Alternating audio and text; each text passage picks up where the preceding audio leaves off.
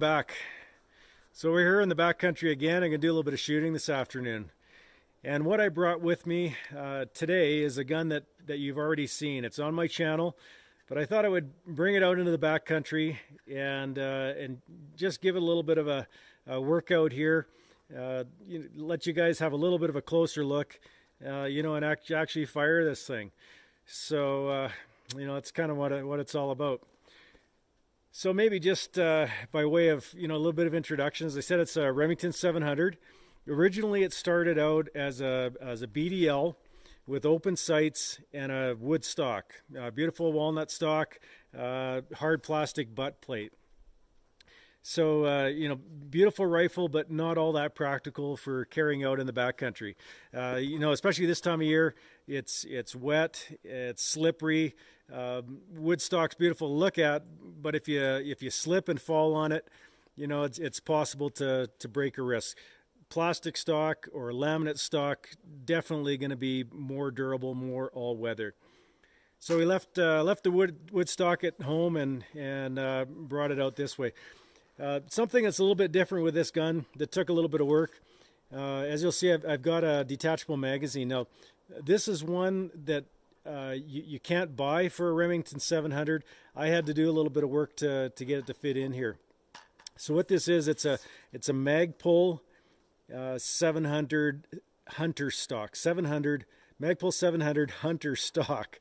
Yeah, trigger guard and magazine well. So to get that to fit in here, I had to do a bunch of Dremel work and fitting in and out. But over the course of a couple hours, I got that in and it works quite well. So on my channel, one of the viewers commented that that looks like it's pretty proud there. Well, that's just the way this magazine well works and fits. Mag release is right there on your finger. Very strong spring on there, so nothing that's going to get bumped or accidentally caught. And as you'll see in a minute, 5-round box magazine, very positive, not going to come out of there, and it feeds very well in this stock, even though it might look like it's not in there all the way. But being tight all the way up, to the top. That's basically how that is meant to work. So while not officially built for this, plastic stock does work if you do a little bit of Dremel work. So nothing in there right now, but this feeds very well. You see in a minute we're going to do a little bit of shooting, and having a removable box magazine is ideal. You can have an extra one in your pocket, and not that expensive. So this magazine well trigger guard kit, about $100. If you buy one that's designed for a Remington 700, you're going to spend a lot more than that, probably $200 on up. So I just didn't want to invest that in this rifle, and it was kind of fun to do it myself. So that being said, we got a 700 30-06, lots of firepower. For bear or whatever you encounter out here. We've got open sights on this rifle. So if for some reason our scope loses its zero, craps out, we fall on it, it breaks. With the removable mounts, got some Leupold removable mounts on there. I can just basically spin those off, and that scope comes right off. We still got the open sights on here. This rail can stay on there. It's got a little bit of a groove in the top of it, and you can sight right down past the rail through to the open sight. So that's it. Guide gun, removable magazine, open sights, and in a caliber that's going to get it done out in the bush here. So let's go ahead and shoot this thing. I'm going to flip the camera around because I'm facing the wrong direction here, and the sun's kind of was wonky the other way. So we'll go ahead and do that, and then we'll shoot this thing.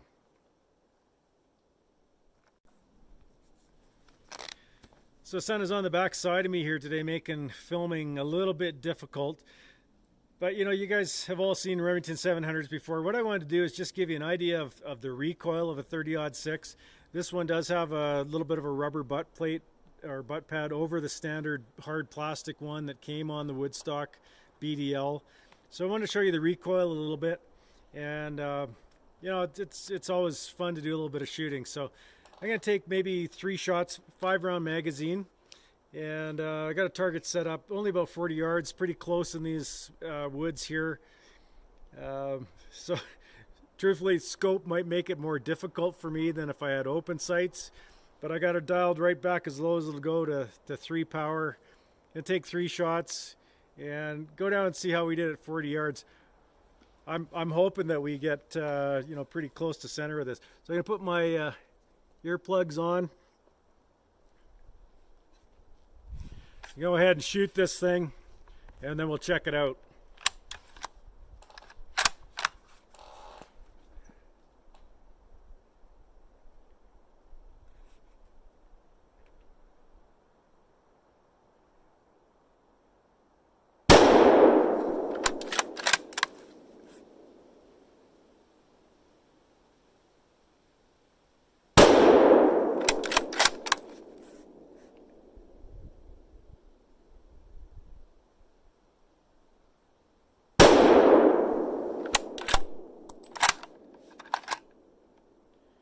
Okay, still got a couple more in there. I'm going to actually dump that magazine out of there, make sure the gun is clear, and then we'll go down and check it out.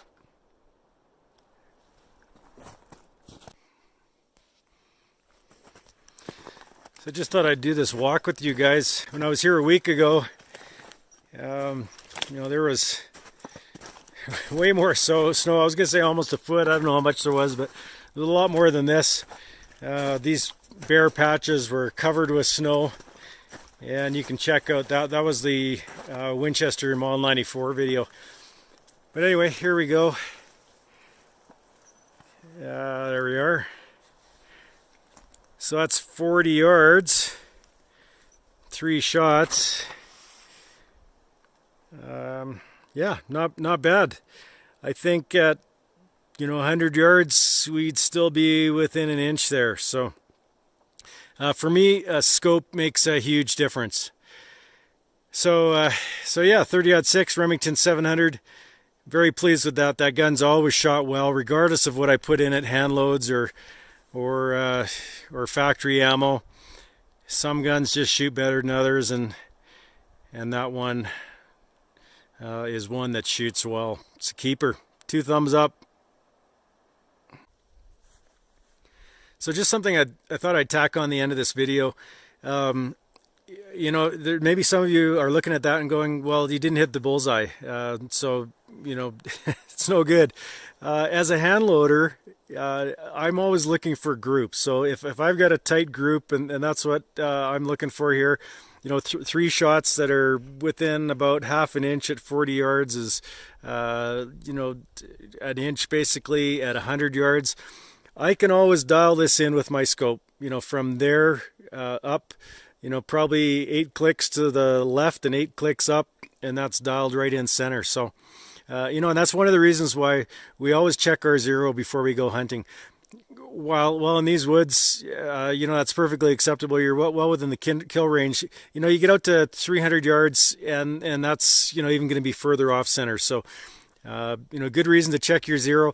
But if you're shooting a tight group, whether it's 40 yards or 100 yards, that's ultimately what you're looking for. And then you just, you know, you'll dial that in with your scope adjustment. So hope that a little bit of clarification helps answer that question. Until next time, take it easy.